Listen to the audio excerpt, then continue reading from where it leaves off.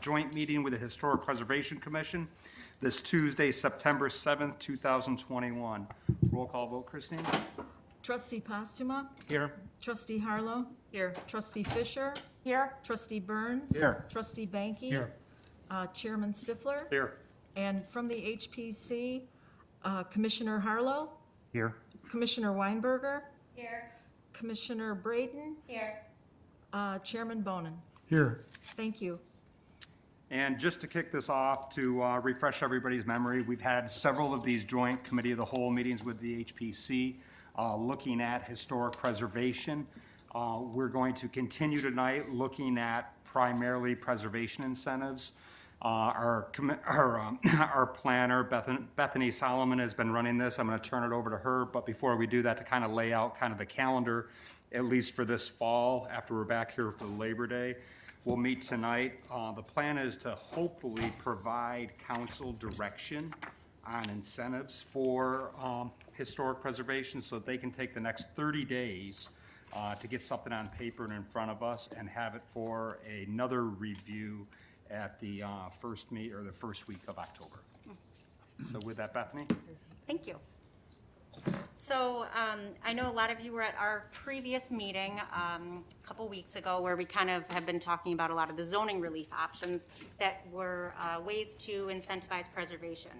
So that original zoning relief was included in a draft version of Title 14, Chapter 6 within that, drafted by President Colley and our village attorney. And within that draft, which is Exhibit 1, which was in your packet, there were some additional incentives in there. So what I'm going to do today is, to the best of my ability and as quickly as possible, because we never have enough time at these meetings, is to try to briefly go over what the other options we still have, and we can, talk as we go. Feel free to interrupt and ask questions, and hopefully we can get some feedback on should these also be included in that zoning relief package that we'd like to have that language written for. And then we can hopefully present that at the upcoming meeting in October. So the first two options here that are part of the financial assistance that we could possibly provide as a village to these property owners of historic homes as a means to help financially assist them with some of their preservation projects is two of which I'm going to talk about in the same in kind of the same way. So the first is this Historic Preservation Fund. This is a program that would be a village-led program that would provide grant funding for exterior improvements to historic buildings, and would also be able to fund a whole range of other projects. So that could include, studying, do we need another historic district, or if there was a property that we wanted to determine, was it really salvageable, or did the foundation need to be repaired, or you can bring in a historic expert to kind of do some of these assessments with that type of funding. It also could potentially be used for some village-led initiatives such as historic district signage or downtown district signage, wayfinding, things that kind of can be very wide-led initiatives. The second one, which I want to talk about kind of in the same aspect, is just more of a narrow version of that. So if the village didn't want to provide funding for a wide range of preservation projects, they could potentially look at just doing a historic facade improvement program. A lot of villages do offer this, and it's just to provide pretty much grant funding to private property owners for their exterior improvements. So, as I kind of mentioned, I'm talking about these together because there are overlapping program objectives. I think the first thing that would be helpful for staff to get some feedback on is, do we want to first either pursue either of these options as some sort of financial assistance program, but also is there a possibility to just combine them or take one of those programs, because they do have overlapping objectives. Per that draft code language that was given in Exhibit 1, the funding sources here there's three that are kind of identified that we can talk about. The first is through every single year the village board would identify one of these programs and would pretty much allocate a certain portion of the village budget to this program. So a lot of villages will do that. I have some examples in the next slide that kind of show what other villages have done. The second funding source would be private gifts, fundraising, and donations.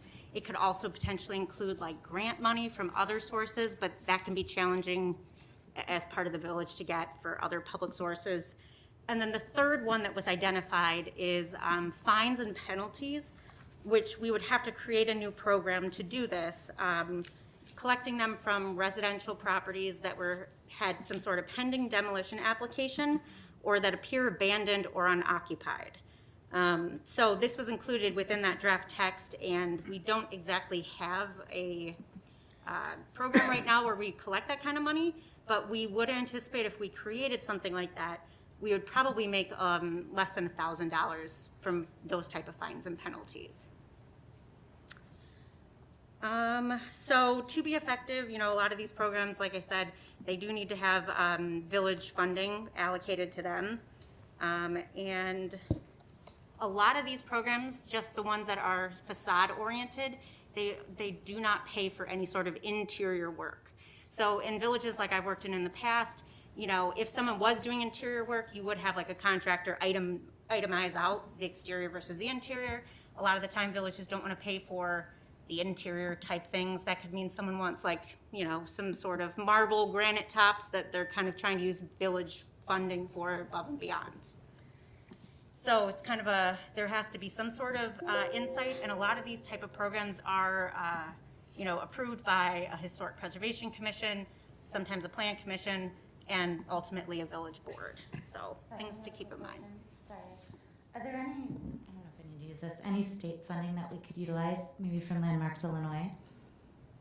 Not for something like this in general. Landmarks Illinois has their own grant programs. Okay. So if we had, for example, there potentially was a property in the village that needed some sort of financial assistance, they have their own program that they would provide through. So they wouldn't use the village as kind of like a middleman, from my understanding. Sure. I'm just concerned about that second bullet point, gifts, donations, fundraising. We just want to be cognizant not to tap the Historical Society's funds, especially as we're trying to raise money for the Zook Home and Studio at KLM, which has a price tag, pretty hefty price tag. So just trying to see what's viable in terms of, financial sources. And that's a really good point to bring up, because if you're relying on these type of programs for just donations and gifts and funds, a lot of villages can run into the situation where they didn't allocate any money, and if there's no donations that year, the program doesn't exist. So there also needs to be, either staff time or someone managing fundraising aspects of it, which obviously can take its own time. But yes, so the draft language doesn't quite get into the details on some of this. That's one of the bullet points of, these are kind of like the overarching, we want your feedback on if these are things that we should look into further, because the program details haven't quite been determined yet. Address the elephant in the room immediately. What's the appetite of this board for putting money towards a fund such as this, number one?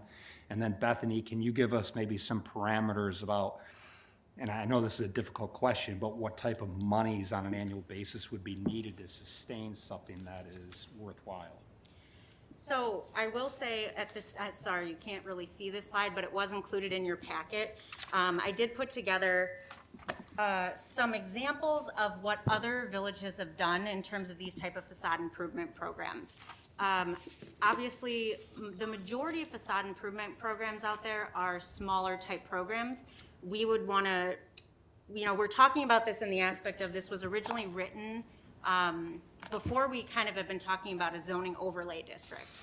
So if we're kind of implementing a lot of these preservation incentives now with the overlay district in mind, we still haven't quite determined who's on that list, so it's kind of hard to extrapolate right now what the total financial impacts would be, because we don't even know who's in the pool. So, so that's something that we want to talk about, as well as what would be on that list. But generally speaking, these type of programs do depend on the priorities of the budget every year by a village board. So during COVID times, these type of programs, might be reduced in size if there's concerns about the budget. But during good times, I personally worked in a village where that was the case. So, so these programs, though, you can see a lot of these grants sometimes can be anywhere from $5,000 up to $20,000 or $50,000 per project. But there's generally a cost-sharing portion. So it's not just we allocate a whole bunch of money. Someone has to have their own skin in the game. And a lot of the time with these type of programs, if you're funding some or providing some grant money, there's a whole grant sharing like agreement between the village and the property owner, making sure that all these rules and stipulations are at least figured out to some degree. But we would have to determine what would be the most appropriate amount. And generally, it happens during the budget cycle. I mean, do we know if it's, is it thousands, hundreds of thousands, millions? That's what I don't have a sense of. How many homes do we have in there typically? Yeah, I think it'd be good to get a sense of order of magnitude. I mean, I look at this list and I don't see what we would probably consider to be, peer communities on this list. I've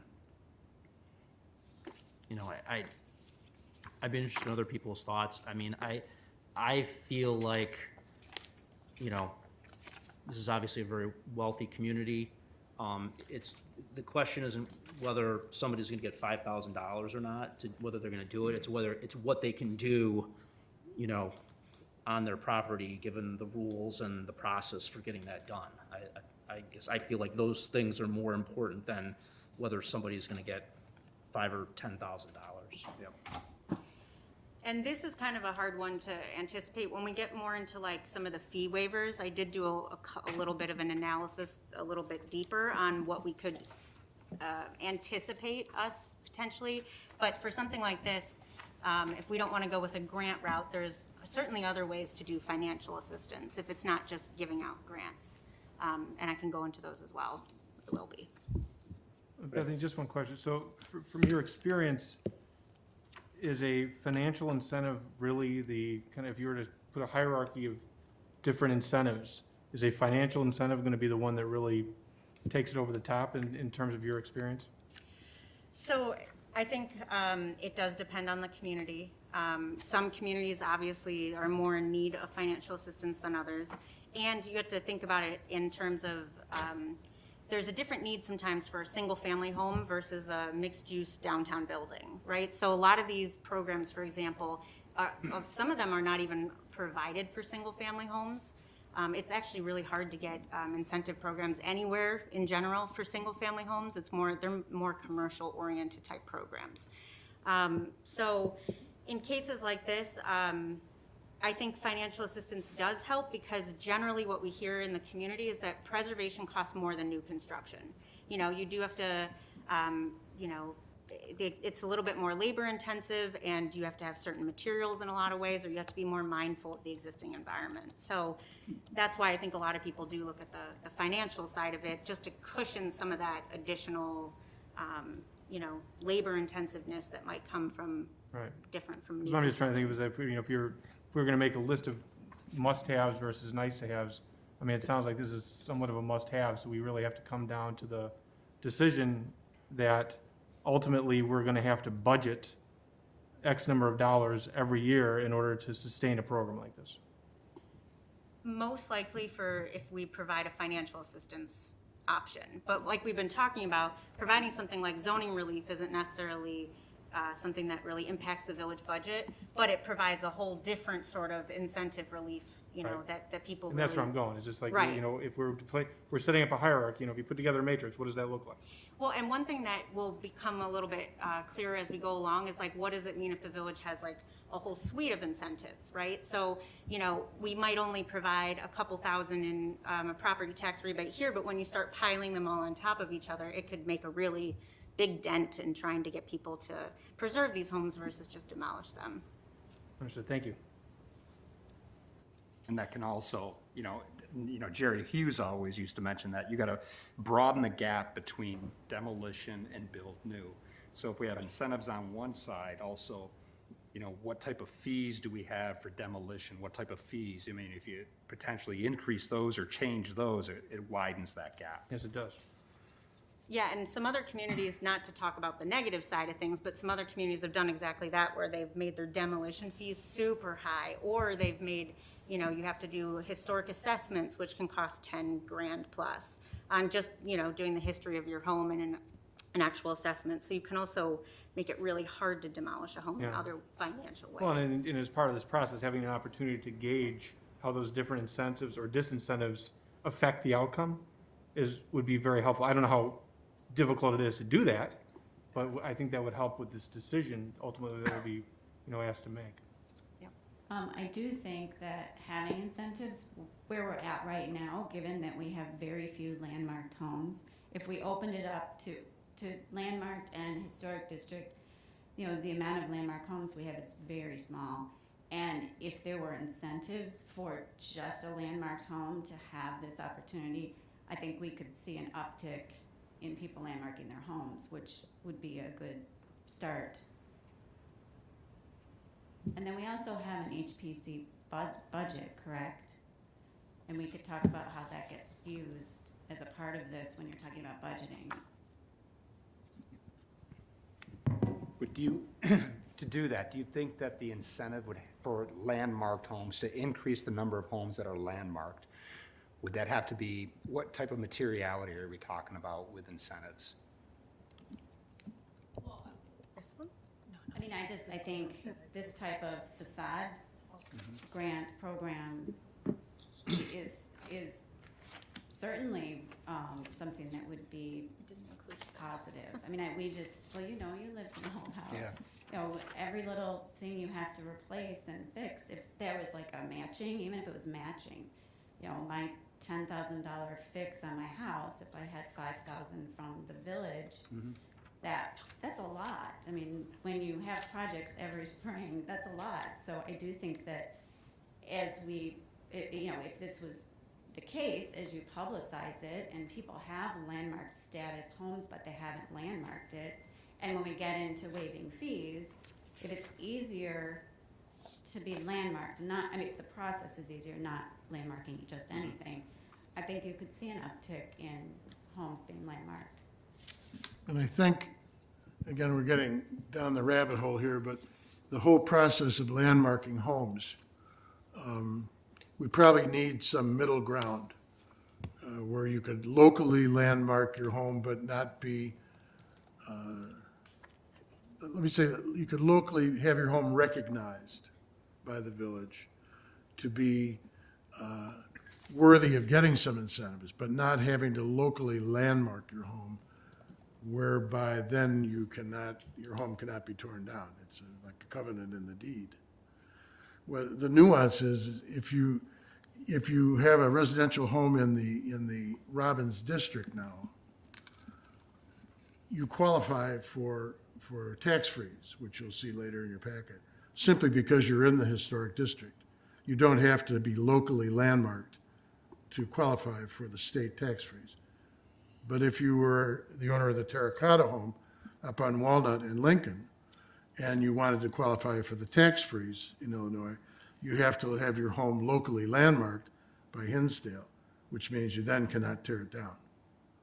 So where locally landmarking was very popular back in 2002 when we all embarked upon our preservation thoughts.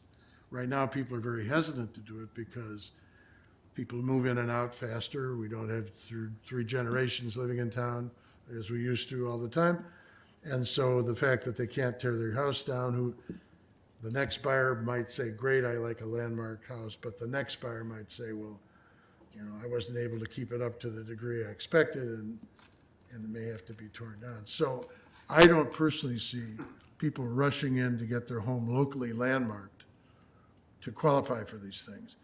But I do see if we had a landmarking process that was somewhere in the middle, a hybrid, sanctioned by the village, where we recognized a home like that terracotta home. We'd hate to see that home torn down, but the owners might not want to locally landmark it and be limited. But that owner should be able to qualify for some sort of incentives to maintain that home as long as they live in it in Hinsdale. So I think we have to explore the whole concept of landmarking and not get all caught up in the semantics of it tonight, because there's a little more to be discussed about that.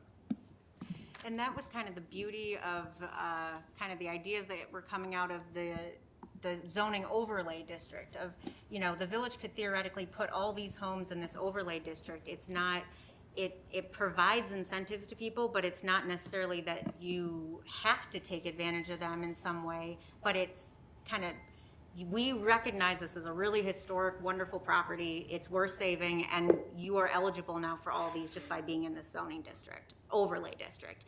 And then it possibly could get you to those zoning relief options like we talked about as well. So it is a way to get those kind of outsiders in there. Bethany, quick question. Sorry, this is a really loud microphone.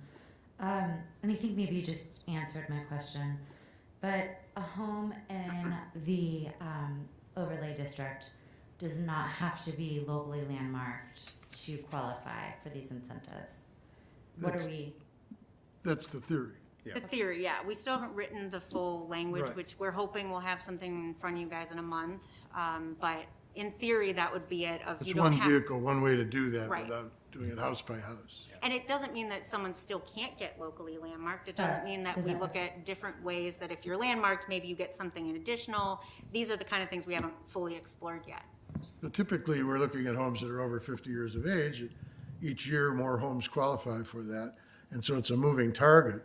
So by having the overlay district, it leaves the door open for people that might not have qualified today, who might want to qualify in 5 years when their home becomes 50 years of age, if that's your criteria. It's an easy vehicle to work with, the overlay district. Bethany, can I ask you a quick question? Of course. When we look at financial assistance with respect to historic facade improvement rebate program, I don't know which one is most like Hinsdale, but how often, like, let's say on a yearly basis, how often are these applications being applied for, and what is the budget amount that some of those towns are looking at yearly with folks using that incentive? So I can tell you in a community that I've formerly worked for, they gave 50-50 grants as an option up to 50% cost shares, up to $20,000. So roughly someone, and you potentially could go even higher if you needed to. I will tell you, we had a hard time getting people to apply for those grants. I would beg people to take them, but that was a very different community. So I think it depends on the community. And like I said, I think what I also saw in the community I work for is that budget priorities depend and kind of determine how much you allocate that year. These are programs where, you know, is a roadway improvement project more important? And that's kind of the village budget process of we have to kind of determine where our priorities are at. And especially, and I can tell you in things like COVID or revenue downfall years, you know, programs like this get minimized sometimes. Yeah. So I think it really depends year by year, and it depends board by board and village by village. This is something we don't have to put a hard, first of all, we don't have to put a hard number on it. It can be an annual appropriation from the board at that time. Exactly. And you could do it up to X $1,000 per year on a first come, first use basis. Exactly. That's how most So, places will do it. you know. And most of these, like a financial assistance program like this, almost every single project would come before the board. That's normally how a lot of villages do it, where this is a line item, and if you, as the board, chose that this was not a good use of this program, or, you know, whatever happens during the year, you can always deny these projects. at Or the it end could of the rest day. at the HPC too. Right, right. Okay. So, Any other questions about these two programs before I move on? Okay. So the next one I want to talk about is fee waivers here. So there's a couple of different fee waivers that were originally included in here in the code language. The first would be for landmark designations, local landmark designations like we were just talking about, certificate of appropriateness applications, potentially for other planning and zoning applications fees and building permit fees. So on this table here, and that was included in your packet, currently the village does not charge at all for landmark designation or certificate of appropriateness applications that go to the HPC. They are, like applicants would be required to submit a certificate of zoning compliance. That also would be required for like the building permit. That's only $50. So any sort of like public hearing costs, recording fees, any costs related to hiring a court reporter, those are costs right now for those application types that the village is kind of eating the costs of.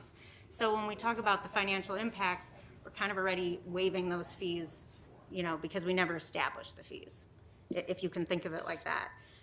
Now, if we were going to talk about waiving other application fees, I think we would probably see a handful of program or applications a year for something like that. It wouldn't probably be people breaking down the door to get it. And especially when we talk about like variations, if we are including these zoning relief options as part of that slew of incentives, we're probably going to get less variation requests in general because we've allowed a little bit of that relief. So once again, it's really hard to determine right now how much this would impact our budget if we weren't getting some of the revenues from the permits and the fees. But I mean, even right now, I think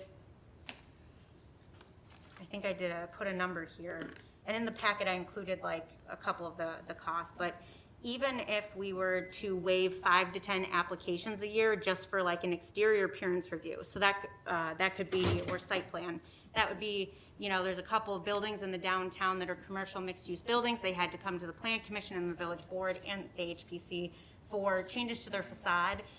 If the Village Board waived 5 to 10 of just those application types, we would be looking at a loss of $3,000 to $8,000. So really, in retrospect of the entire budget, not much. So for building permit fees, though, we took a look. This list here, it was included in the packet, was over the span of many years. It was looking at how much was the permit fees on average costing for these type of additions and renovations. So what we've been talking about of who would probably be getting fee waivers. And this chart here shows that the average cost, when we looked at a bunch of the historic homes and what their permits came out to $6,000, $7,000 on average for these permit fees. There's a big anomaly in this list of one that the valuation was 1.2 million. So when you actually take that big anomaly out, it gets us down to the average fees that we were looking at were about $4,000 or $5,000. So when we talk about, once again, if there was another 10 fees that we waived and they were each $5,000, we're looking at maybe $50,000 at most per year. And once again, the Village Board can always establish a total cap per year if that's something that can easily be written into the ordinance. Any questions so far on fees? Thoughts? Okay. All right, and then last but not least, the financial assistance, the last program that was possible is the property tax rebate program. So this is where the village portion of the property taxes that are collected could theoretically be waived by the village for a to-be-determined set number of years, so we could extend this for several years over time. And that could be for if someone does undertake a rehab of their historic home, or there's also a clause in here which is about if a property owner who was going to be seeking demolition, relocation, or the removal of a landmark structure or contributing structure decides not to move forward with their plans. So this table here, it was also included in your packet. It kind of just goes to show, we did 2 analyses of just how much of the village portion of the property taxes was coming out to for both, commercial properties in the downtown or mixed-use buildings in the downtown, as well as, historic homes, both in Robbins Park and elsewhere. So, and these were ones I think that were roughly recently on the market, at least for the residential portion. So in general, when you look at this, you can kind of see in DuPage County, which is most of the village, the property tax rate is 7.2% roughly for the village's portion. I have a couple of examples where we'll kind of see what that means, but when you look at these lists here, you can kind of get a sense of, we're talking per year, the village only collects like $1,000 to $3,000 for people's portions of their property taxes. So relatively speaking, when we're talking about if someone's doing a $50,000 to a $100,000 renovation project on their exterior, this is a very generally little amount of money. So the way to make something like this effective would be to determine how many years we should be extending that over. It can't just probably be 1 year to make this really make worse someone's value. Does that make sense? So the items just to think about as we move forward is, as I mentioned, one of the things that would be allowed for people to do here is you might not even be required to invest in any exterior work to your historic home. So there are some concerns here of if we just allow people to say they're gonna do demolition and then forgo it, how are we actually gonna manage something like that? That could mean anyone could come forward and say, I wanna demo my house, and now I don't want to, so I want the incentive. So we have to kind of think a little bit further about if we do go with that route, what might that actually mean? It's good in theory, of course. I think everyone wants that, if someone to change their mind. But I think that's something where realistically by a village, we have to think about what approval criteria would be in place for someone to take advantage of it in that situation. Well, generally, around here, don't we see it most of the time right after the sale of the property? Yep.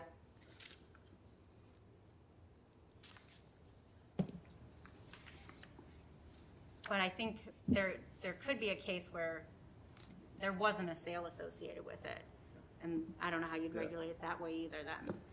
Yeah, there could be. I think it's just my observations is 90% of the demolition, 90+% of the demolitions are when a long-term resident sells it to a developer or someone that's going to build the suit. Yeah, I think that's the most realistic case of when it does happen. The other thing that would have to be determined is the code language right now, the draft language does talk about what makes you kind of the minimum eligible investment that you need to be eligible for this. So the way the code is written right now is you have to pay a certain percentage of your appraised value of your home. So there's a couple issues of if we use appraised value, you need to have an appraisal, and appraisals cost money. So we might want to look at, we looked at a couple of different examples of how some other places do it. I included in the packet some information on the state's program.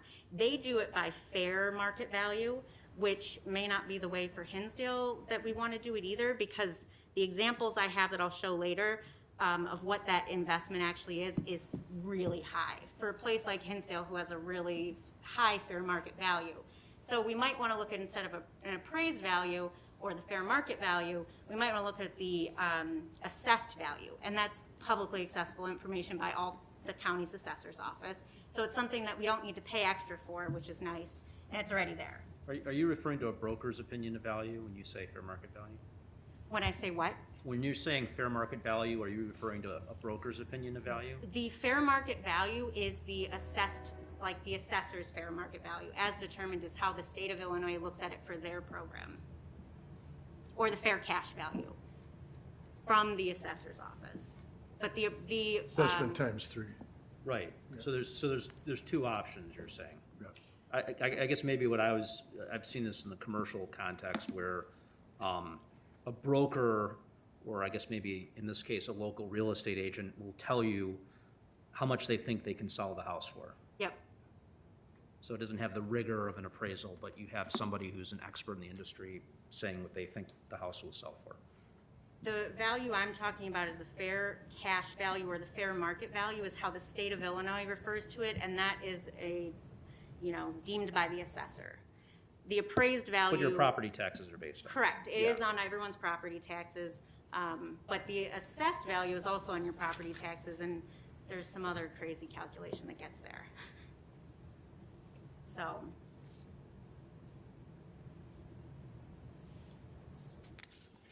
Is there I guess, I have a couple of examples where I'll show how these were used coming up that might help clarify that, but I am absolutely open to, if anyone has any suggestions. I think my more concern is if we're trying to give someone an incentive, I don't want to have the village pay extra to determine that incentive. That was the whole point of that, of is there a way that we have a number that's already available for everyone, just so we don't have to go down that route. Right. But an appraised value can also, and it's, it isn't a number that would even be determined by the village or potentially an appraiser, right? That could have some. Okay, so then the next thing we already kind of talked about is the applicable numbers of years and kind of determining how effective that would be. So I'll go into the examples now. So the first example that we looked at, which I used also in our previous zoning relief case, so we'll consistently be looking at 420 South Park, It is currently on the market for, I think it's listed for 2.1 million for purchase right now. But the fair cash value that was determined by DuPage County is about 2.3 million. But DuPage County also has used, their assessed value is 789,000 roughly. So in 2020, the Village of Hinsdale received $2,800 roughly dollars for this home, for this home. So if we look at, like, we have to determine based on the way the code language is written right now, this draft language, if we took, for example, like 5% of the assessed value, which is that 789,000, that would mean that this property owner would have to pay $39,000 roughly in their exterior improvements to be eligible, just eligible for this program. But when I was talking about the state of Illinois' program, they base it off of the fair cash value, and you're required to do 25% of the fair cash value. So this property owner, if they were trying to do the state's property tax assessment freeze, they would have to spend $592,000 to be eligible for that program, which is quite a bit of money. Within 2 years. Within 2 years, but one thing that is really important to note is that a building addition is not eligible for that program. So you could easily say, well, I can easily get up to that amount if I was doing a building addition, but it's not an eligible cost under their model. We can, of course, do what we'd like based on our model and how we want to do it, but it is important to note that this program is, I think, in a lot of cases, unless you're doing something very extreme to the outside and doing a real restoration project, that would be a really hard number, I think, for most people to get through. So, at least in this example, you can see. Now, I will say, when we looked at like a couple of other cases, so I looked at, there's a house on Vine Street that was in the table that was just, I think that their assessed value is, it's a historic home recently for sale. If we took 5% of their assessed value, and that was at $131,000, their minimum qualification would be $6,000. So you can kind of see how there are certain houses like 420 South Park where, you know, it's really skewed depending on your property. So we could also look potentially at ranges of, if you're between this range, this is your percentage. If you're between this range, this is your percentage. And that might be a way to equalize the qualification and minimum investment a little bit more. It's something to think about. So in the case, as we go back of, say we kept going with the example here of, we required them to do the 5% of their assessed value. They were required to do about $39,000 of exterior investments in this example.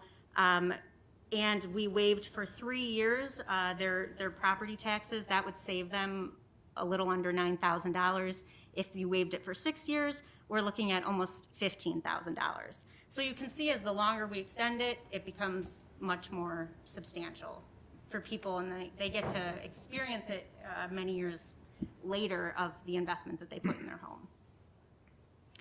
Any questions on those examples? Similar situation, we were talking about the terracotta house earlier. This is one where if they were to do the state of Illinois property tax assessment freeze program, they would be required to put $416,000 roughly into the outside of the home. Now, this is a very unique property, so actually some of the exterior work would be very expensive to tuck point this house and do some repairs to it, but still that's a really substantial investment. So if we were to do, once again, going off of an assessed value, 5%, that would make our program, make them eligible if they were going to do $27,000, just using that 5%. Once again, that 5% might not be it, but we had to pick a number just to use as an example. And if they were waived their property taxes of about $2,000 for 6 years, they would get about $12,000 or $13,000 in savings. Bethany, just as a point of interest, again, we're trying to develop our own program here, obviously. But the state of Illinois freeze does not require that the money be spent on the exterior of the home. Okay, there's all kinds of things that can be done. We dug out a basement. As a matter of fact, there's a very you really are wise to get a consultant to make sure that you don't change That's a something great that point. might abort the whole state program, such as moving a stairway. So it's a whole different world when you're talking about the state tax freeze.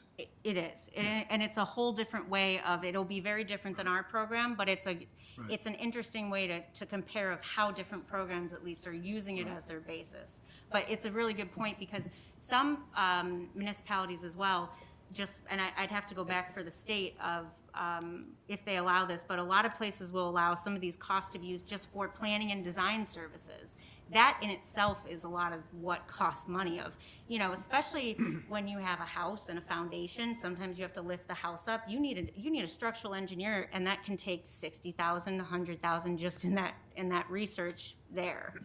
There can be a lot of costs with, foundation work just on its own, and then, the engineering that goes into it. So that's a really good point of, it's not just hard costs a lot of the time. I think you're in a position where we can design our own program with our own ratios to achieve our own ends without having to be hemmed in by the state's tax freeze. That's Exactly. another program. Exactly. But I think it's good to think about, because I think the state's program it isn't geared towards maybe communities that have this high of a market value on their homes.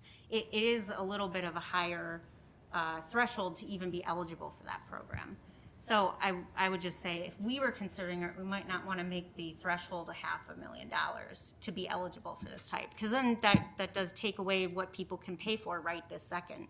And a lot of people in preservation do stage things over time. You don't just do it all at once, you do want to stage it out. So, making that threshold a little bit lower could be beneficial for a lot of projects, at least what we find. And Bethany, real quick, I know this commission has talked about this in previous meetings, and I don't know where this fits as a line item, but again, the village offering an expert to help guide homeowners to apply for that state tax freeze if they wish. I could see, just talking to owners of historic homes, that's something that, if there's someone really to hold their hand and guide them through the process, that would be really beneficial to them.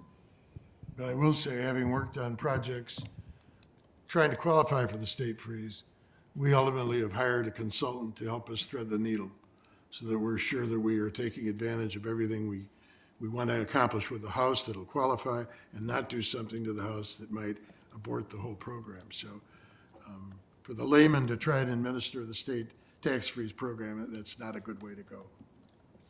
Agreed, I've heard the same thing, and especially with, the state has a high threshold for meeting certain standards for the Secretary of State, so a lot of the time you have to hire a preservationist just to begin, Right. not even just a tax person to help you. But again, in our own scene here, we can design a program and ratios and things to accomplish what we're trying to do, and set our budgets and set our thresholds. All right, we are running out of time, so really quickly, just a couple of other things for the property tax program to think about is change in ownership. A lot of programs have looked at this of should these be extended to different various owners? It could be, are we giving advantage to a flipper, like a developer who's flipping the site? Is that something that we want to support? There's a lot we can look into in terms of that. And then, of course, we still need to look at the application process. And once again, right now, because we don't know who exactly this all applies to and how many years and all the details, we just haven't fully determined what that financial impact could be to the village, but we can always set those regulations based on what the board would like. I would just say as a final remark, in my mind, and Jerry Hughes hit upon this in previous conversations, we're never going to be amassing the money that's going to make a difference between somebody tears down a house or they don't. I mean, we're not in that world. What we're trying to do is find some reasonable ground where reasonable people say, well, there's enough of an interest in the community to support our interest in renovating older houses and saving them.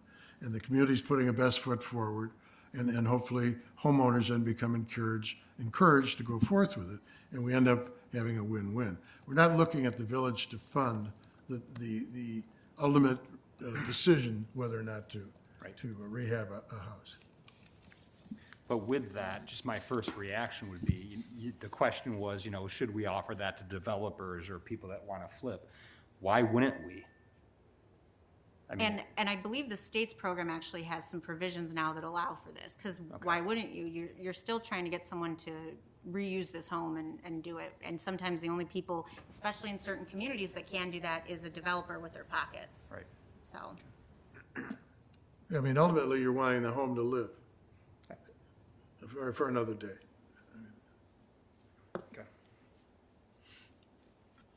okay, we are almost out of time here, so I won't go too much into expedited streamlined processes. I will just say that in this regard, there's not much right now currently included in Exhibit 1. So if we were to move forward with looking at different items for these, we would need to spend more time. There would not be, for expediting things like building permits, there would not be that much of a financial impact to our revenue unless we had to go and, you know, pay expedited services for an outside plan reviewer for like building permits. But a lot of the time, we normally will, you know, if we need to expedite things, we clearly can.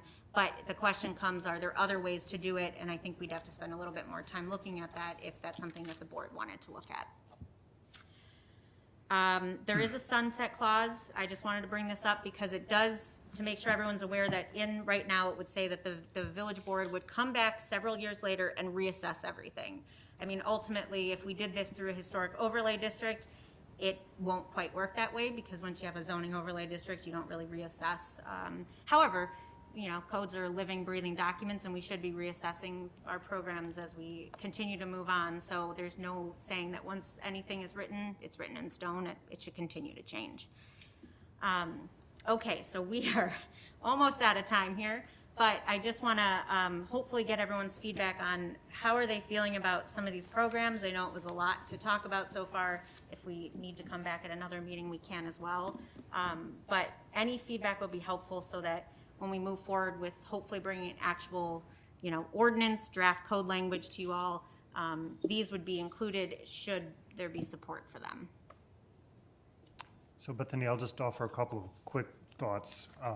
Sort of thinking of these as being three options in terms of a fund, in terms of fee rebates or waivers, and property tax rebates.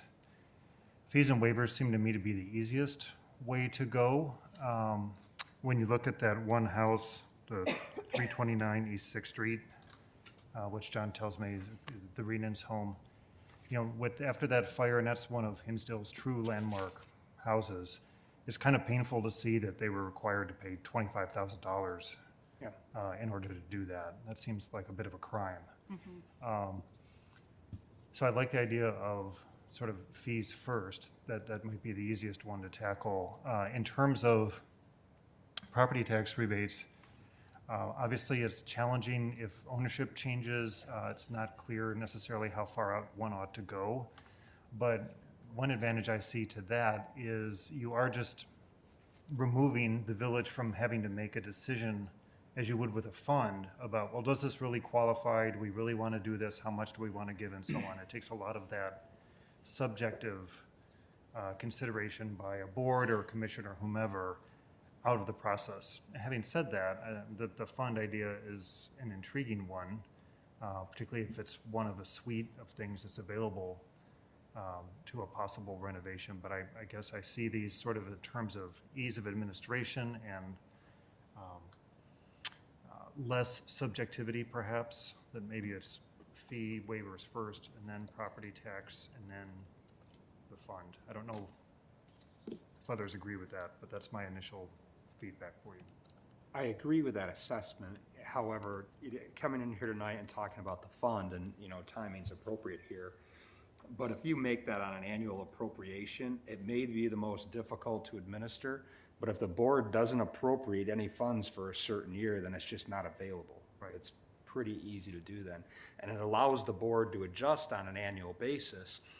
This is really working, and here are the benefits, maybe we should put more to it. So I do agree it's probably the most difficult, but it's one that we can manage annually. Yes. Sure. Although can we, you know, just thinking about this year, for example, revenues were down So we just started saying, oh, you know, some of these things in the capital improvements plan, we're not gonna do those right now. If this plan is in effect, and at the beginning of the year, a certain amount was appropriated, it's not that we can, like, take that back in the same way we can say we're not gonna buy 2 police cars this year. Or redo the roof, you know, at the library. But I'm also thinking that, and perhaps, we haven't had any discussion on this, but I don't think that it's gonna be such a material amount that it would cripple the village or put us in, you know, that dire of straits. Also, if you get into a situation, well, I think this pandemic was a little bit different, but a lot of times when we get into more financial stress, generally, there's not as much building going on either. Generally, this was an exception.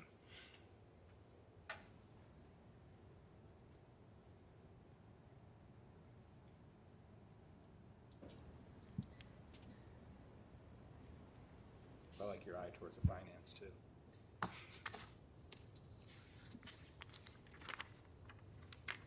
So as we talk about numbers, you know, X amount of dollars, you know, what percent, if members and the board is supportive of that, we can direct council to draft these up just with a placeholder on those right now, because I think those conversations are probably a little bit more fulsome than what we have in the next 8 or 9 minutes. Yeah, we'd be happy to take a look if there's no major concerns, and these are kind of the ones that we want to move forward with. We can easily go forward, start looking at them a little bit more, get some actual language, and kind of start filling in the blanks. You know, the biggest thing is we didn't want to, I think, move forward if there's major concerns about how it would impact the revenue, or is it even supported? You know, there's a lot to figure out for each of these programs. They're just successful programs that have worked in other communities, so.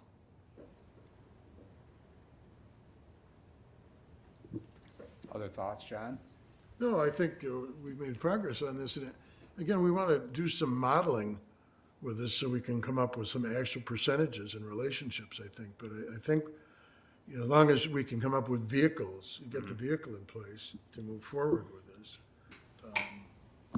we're halfway there. Now it's just trial and error to get the right balance in the right year, so we can afford it and still move forward with the program.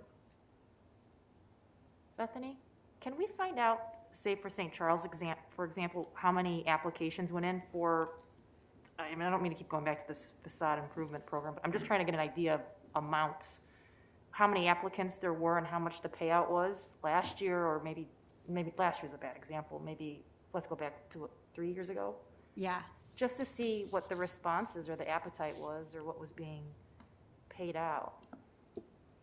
absolutely. I can definitely contact some of those municipalities. I think we will find, though, that a lot of these programs really struggled probably Sure. during COVID, and just like what we were saying, these are kind of the first programs that potentially are impacted. So I'll see if I can get the numbers previous to, the municipality I formerly worked in, we allocated roughly $150,000 to $200,000 a year for their grant program, and that was for $20,000 each. But like I said, in their community, it was hard to get people to take advantage of that program. We would beg people, like not joking about begging people. So I think it's good to have those in place, especially. You can see, I think there's a couple of programs, I think it was Bloomington, clearly their program is more oriented towards if there was a building in like substantial crisis. They had a bunch of other options of, you know, stabilizing buildings or doing a structural analysis, kind of the last minute concern. So there's different ways of looking at it, but we can follow up with the municipalities on that. Thank you. Do we have any sense as to whether, you know, what we might call peer communities have any of these programs? I mean, Western Springs, LaGrange, I don't know, Clarendon Hills, Downers Grove, North Shore, any? Glen Ellen. Glen Ellen? That would be interesting to know.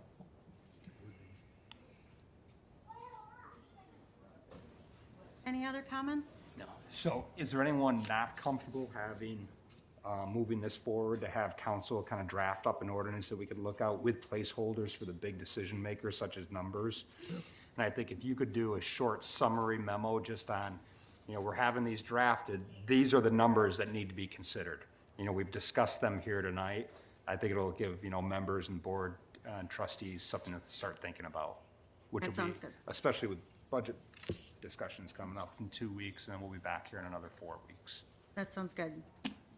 And I can put together, you know, some different examples based on what we saw today of once we fill in some numbers and talk to other villages about how much they've allocated, that can be used as the basis for what the financial impact could be going forward.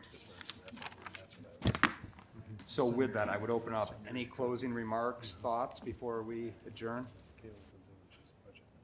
Okay, I'm okay with moving ahead with this, Luke. One concern I've had is just the financial impact, you know, Yeah. because that's going to be to some extent borne by the, you know, the residents. Yeah. But I just did a quick calculation. Let's say we'd spend $1 million a year, which I think would be a lot. And you divide that by the number of households, that's $172 each. It's not the end of the world. and just for the record, I think that would be an awful lot. Yeah, yeah, I mean, I we just, you know, I just threw that up there. Yeah. I mean, I have the number of $200,000 where we were playing with it. Yeah, well, Seemed to so be that, a good number to fund it. yeah, It's a lot of $10,000 grants and yeah, so you that's could change the $100 amount per depending on household. how the fiscal Yeah. situation And of that's, the village yeah, was. and that's what I get. I mean, if you look at it, how many applicants are you gonna have per year? I think Well, even that's getting right. up to 200,000 might be difficult. Maybe I'm wrong. Hopefully I'm wrong on that. I mean, But- if you were sitting there and wanting to think about renovating your home, your historic home, I'd much rather do it in a community that cared that I did it. True. Because then I wouldn't feel so lonely, and I'd have the hopes that other people might do it also. But if there isn't something from the community, then when you're faced with having to do that decision, you're going, well, is this a wise decision to do in this community? Because maybe all they're gonna do is tear down everything else all around me. Yeah. So I think it's important we come up with a program. Again, it's not gonna make the difference on whether somebody actually does it or not as far as renovating their home from a monetary standpoint. But from an ideological standpoint, I think it's very important. Agreed. Other thoughts? And my only closing thought is that I think that moving forward this, I think that Bill Harlow summarized it quite well. It's just, we look at fees first, property tax waivers, and cash incentives, but I think we have to do all three. I do I think that that's a package, and we have to use that as a complete incentive program. And I think if you pull out any one of those, it doesn't stand on its merit. Starts to crumble. Okay. Hearing that, can I get a motion to adjourn? Motion to adjourn. Second? Second. Roll call vote? Or can we just do aye? I'll do it. Okay. I'm ready. Trustee Postuma. Aye. Trustee Harlow. Aye. Trustee Fisher. Aye? Trustee Burns. Aye. Trustee Banky. Aye. Chairman Stifler. Aye. Commissioner Harlow. Aye. Commissioner Weinberger. Commissioner Braden. And Chairman Bonin. Aye. Thank you. We're adjourned. Ah.